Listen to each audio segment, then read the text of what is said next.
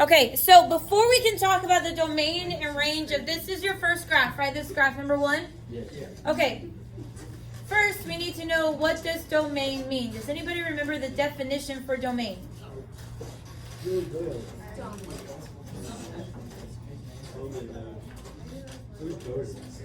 All right, the domain is the x values. Write that on your paper. Domain is the x values. If domain is the x values, then the range must be what? Y values. So if anybody asks you to find the domain of something, they just want to know, what are the x values that are involved in that problem? If I ask you the range, I just want to know where the y values. It's on this paper. Yes, on the paper I just handed you. Yeah. So this is number 1 on that paper I just handed you, right? Okay, so write this on there. Okay, so I just want to know, what are they? All right? So here's what we need to do next is we need to know, we know that right now we have a function. It just happens to be linear, and it's on a coordinate grid.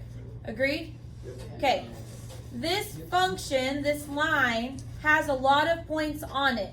How many points are on this line? 1, 2, 3, 4, 5. 3? No, it's 3. It's 3. 3 or 5? Okay, 3. If you said 3, okay, are you thinking about this one as one of them? Yeah. Well, Okay. I included that as And then this one? Yes. And then is the third one this one? Yes. Okay, now, technically, those are points on the line, but they're not the only points on the line. Oh, there's only one. Okay, if you got 7, then are you thinking of this one, and this one, and this one? No, isn't it where the lines cross?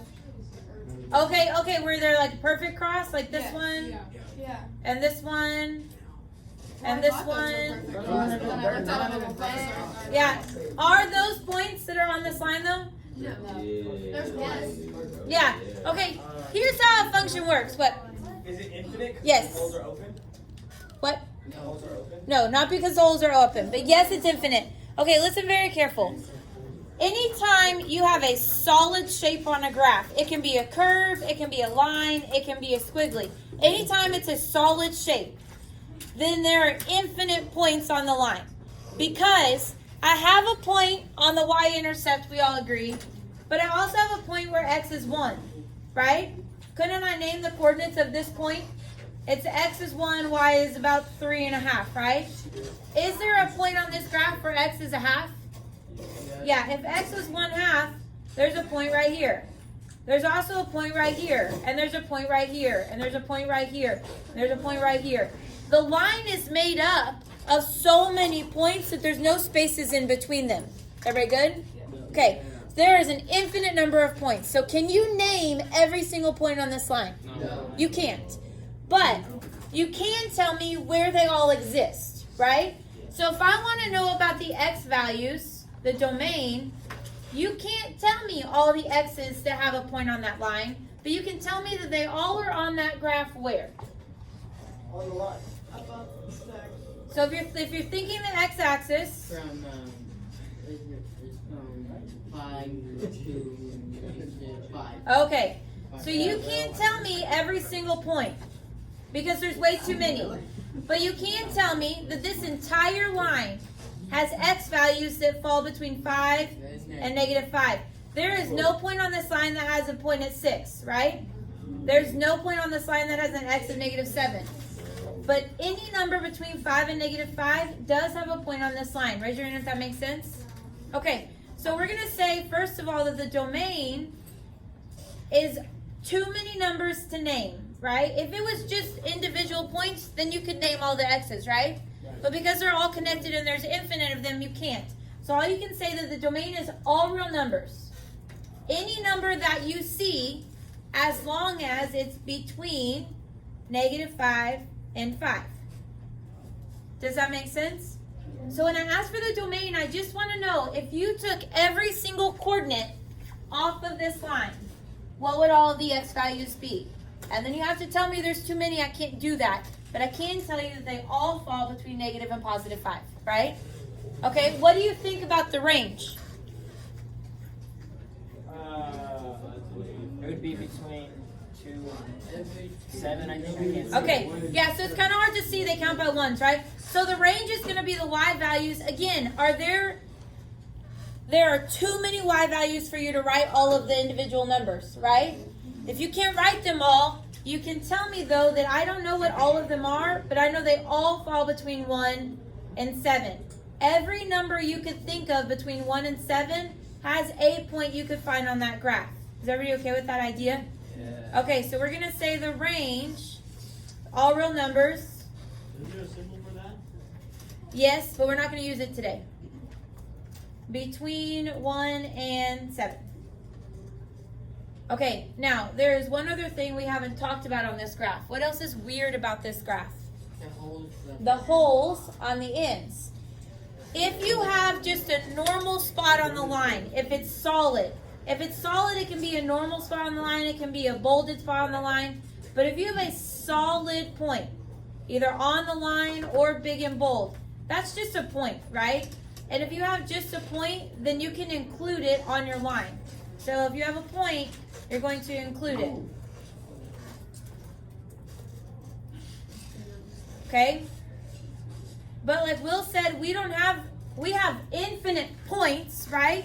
But we also have two that look like points but are not, they're holes. If you have a hole, then it's going to look like an open circle.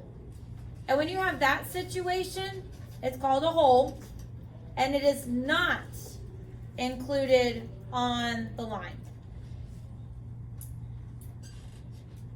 A hole happens on a graph when you have a mathematical situation that doesn't make sense.